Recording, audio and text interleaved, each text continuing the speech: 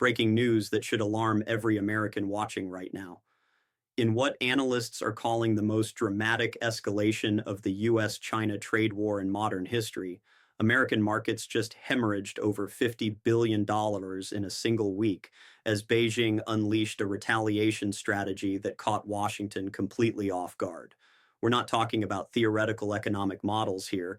We're talking about real money vanishing from retirement accounts, real jobs disappearing from manufacturing towns, and real price increases hitting families from Michigan to California. In the next 13 minutes, I'm going to break down exactly how we got here, who's paying the price, and why experts warn this could be just the beginning of a much deeper economic crisis. The question everyone's asking, how did we let it get this bad? Let me paint you the picture of what just happened. Throughout 2025, the Trump administration has been engaged in what can only be described as the most aggressive tariff campaign in over a century. By October, the average U.S. tariff rate on Chinese goods had skyrocketed to 47, 5%, covering 100% of all imports from China. That's not a typo. Every single product coming from our largest trading partner now faces tariffs averaging nearly 50%. And it gets worse. When President Trump imposed an additional 50% tariff increase on April 9th, bringing baseline tariffs on Chinese imports to a staggering 104%, Beijing didn't hesitate. China responded with matching tariffs of 84% on American goods. The market reaction was immediate and brutal. On October 10th alone, the S&P 500 plunged 2, the Nasdaq crashed 3, 56%, and the Dow dropped 1. 9%, wiping out billions in shareholder value in a single trading session. But here's what makes this different from previous trade disputes. This isn't just about soybeans and steel anymore. China's retaliation strategy has been surgical and devastating. On March 4th, Beijing slapped 10 to 15% retaliatory levies on approximately $21 billion worth of U.S. agricultural exports. American farmers, already struggling with tight margins, suddenly found themselves priced out of one of their largest export markets. Take the Johnson family in Iowa. For 3 generations, they've grown soybeans destined for Chinese markets. Last year, those exports represented 40% of their revenue. This year, Chinese buyers have vanished. We're sitting on grain we can't sell, Mark Johnson told reporters. The tariffs made us uncompetitive overnight. And it's not just agriculture. Technology companies with Chinese supply chains saw stock prices tumble. Gap saw its share price crater during the April tariff escalation. Target, Western Digital, Wayfair, Fortune 500 companies that rely on Chinese manufacturing or Chinese consumers all took massive hits. According to the Tax Foundation, these tariffs now amount to an average tax increase of $100 per U.S. household in 2025, rising to $1,400 in 2026. That's money coming directly out of American wallets. So how exactly do tariffs work? And why are they backfiring so spectacularly? Let me break this down in simple terms. When the United States imposes a 25% tariff on Chinese goods, that's not a tax paid by China. It's paid by American importers. Think of it like this. When a U.S. company orders $100 worth of products from China, they now have to pay $125 because of the tariff. That extra $25 goes to the U.S. Treasury, but the company has 3 choices: absorb the cost and take lower profits, pass it on to consumers through higher prices, or find a different supplier. In reality, what we're seeing is a combination of all 3, and none of them are good for the American economy. The Yale Budget Lab conducted extensive research and found that the 2025 tariffs are slowing U.S. real GDP growth by 0.5 percentage points in both 2025 and 2026. In the long run, they project the U.S. economy will be persistently 35% smaller than it would have been without these tariffs. That might sound small, but we're talking about hundreds of billions of dollars in lost economic output. Here's the critical data. From January to April 2025, the average applied U.S. tariff rate exploded from 2, 5% to an estimated 27%, the highest level in over a century. To put that in historical perspective, we haven't seen tariff rates this high since before the Great Depression, and we all know how that story ended. The mechanism creating this crisis is what economists call supply chain disruption combined with retaliatory market loss. American businesses that spent decades building efficient supply chains through China suddenly face crippling cost increases. They can't simply move production overnight. That takes years and billions in capital investment. Meanwhile, their products become more expensive for American consumers. On the flip side, U.S. exporters, particularly in agriculture, manufacturing, and technology, are getting absolutely crushed by Chinese retaliatory tariffs. China's response brought their tariffs on American goods to 31.9% on average, effectively pricing U.S. products out of the world's second largest consumer market. Think of the trade war like two neighboring stores that decide to ban each other's customers. Both stores lose revenue. Both stores' employees suffer, and the customers in the community pay higher prices because there's less competition. Nobody wins. Research from Harvard and Goldman Sachs found that U.S. consumers are bearing more than half the cost of these tariffs. The Consumer Price Index has increased by 0.7% directly attributable to tariffs since March alone. When you impose tariffs on imports, roughly 14 to 20% of those costs show up in retail prices within 6 months, according to Econofact research. We've seen this pattern before. During the Smoot-Hawley Tariff Act of 1930, the United States raised tariffs on thousands of imported goods. Other countries retaliated. Global trade collapsed by 65%, and the policy is widely credited with deepening and prolonging the Great Depression. The Trump administration argues these tariffs will bring manufacturing jobs back to America and reduce our trade deficit. But 10 months into this strategy, the data tells a different story.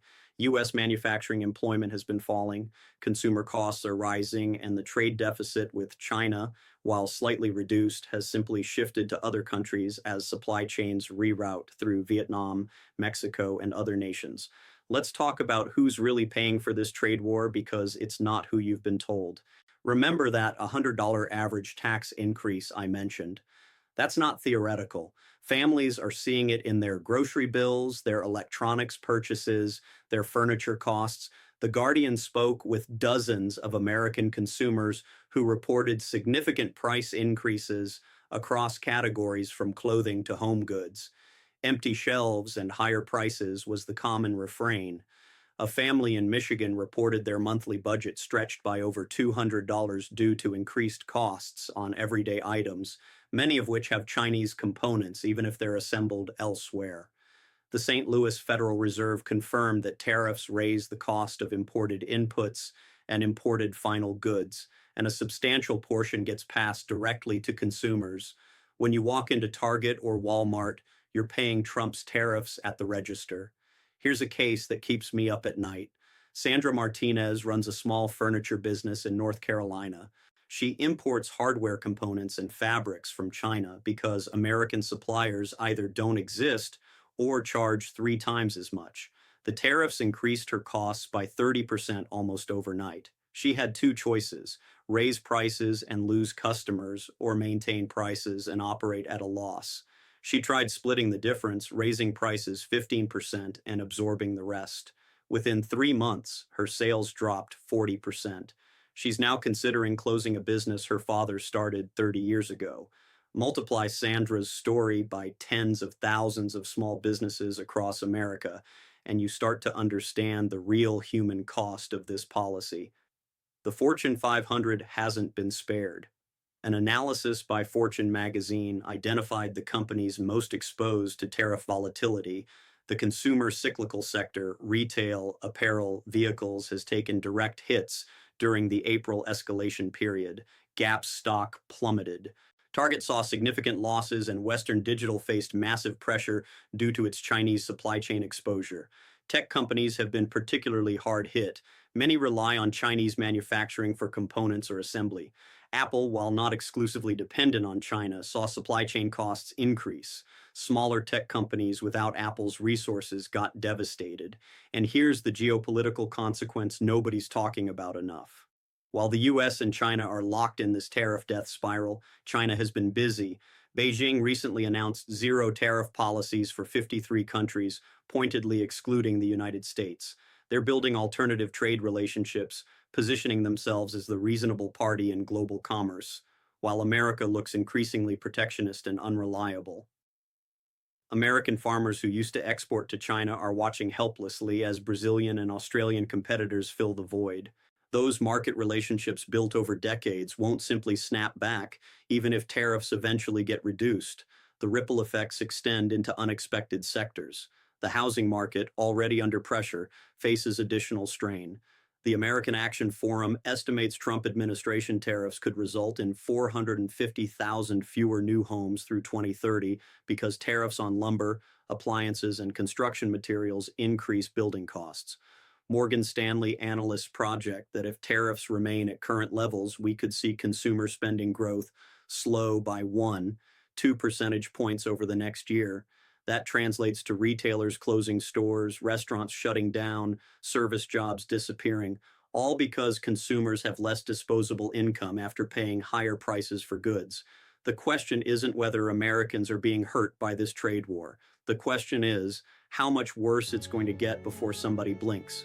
Legal and economic experts have been sounding alarm bells for months, and their warnings are proving devastatingly accurate. The Peterson Institute for International Economics called Trump's tariff strategy economically reckless, noting that tariffs on Canada, Mexico, and China alone would cost the typical U.S. household hundreds of dollars annually in increased expenses. Their research shows that future waves of U.S. tariffs and retaliation will multiply these costs alongside other economic harms, including reduced innovation, decreased competitiveness, and slower wage growth. As analysts have repeatedly pointed out, the core claim driving this policy that China pays for the tariffs is simply false. Politact and multiple economic research institutions have thoroughly debunked this. American importers pay the tariffs and American consumers bear the ultimate cost. It's Econ 101, and yet the policy continues. Here's what really concerns analysts looking at the medium-term consequences. The Federal Reserve is in an impossible position. Tariffs are inflationary. They drive up consumer prices. Normally, the Fed would raise interest rates to combat inflation, but tariffs also slow economic growth. Raising rates in a slowing economy risks triggering recession. It's the classic stagflation trap that destroyed the economy in the 1970s. Political reactions have been telling. The White House maintains that temporary pain will lead to long-term gains through reshort manufacturing and better trade deals, but congressional Republicans, many from agricultural districts, have quietly expressed deep concern. Some have called for tariff relief, though few want to publicly break with the administration. Democrats have attacked the policy as a massive tax on working families, though their messaging has been muddled by the fact that protectionist sentiment has bipartisan support in certain sectors. Public sentiment is shifting dramatically. Polling shows that while Americans initially supported getting tough on China, enthusiasm evaporates when they connect tariffs to higher prices and job losses in their own communities. Looking at the next 30 to 90 days, we're likely to see continued market volatility, more companies announcing supply chain adjustments, and potentially more aggressive retaliation from China. Beijing has shown remarkable patience and strategic thinking. They're playing the long game while American policy whipsaws between threats and temporary truces. The 6 to 12-month scenario, if tariffs remain at current levels, expect measurable impacts on GDP growth, continued inflation pressure, and potentially the recession that economists have been warning about. Corporate earnings reports will reflect the damage, and we'll see more stories like Sandra Martinez's furniture business, American dreams crushed by policy decisions made thousands of miles away.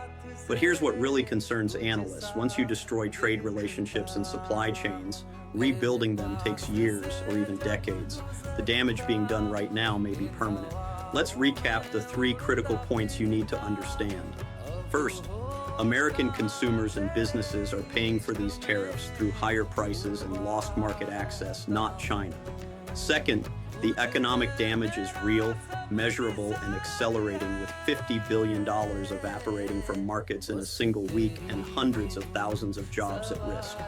Third, China's strategic response is isolating America economically while building alternative trade partnerships that will last long after this trade war ends. If you want to stay informed on stories the mainstream media won't fully cover, make sure you're subscribed and hit the bell icon so you don't miss the next breakdown. Here's what keeps me up at night. We're not just losing money in this trade war.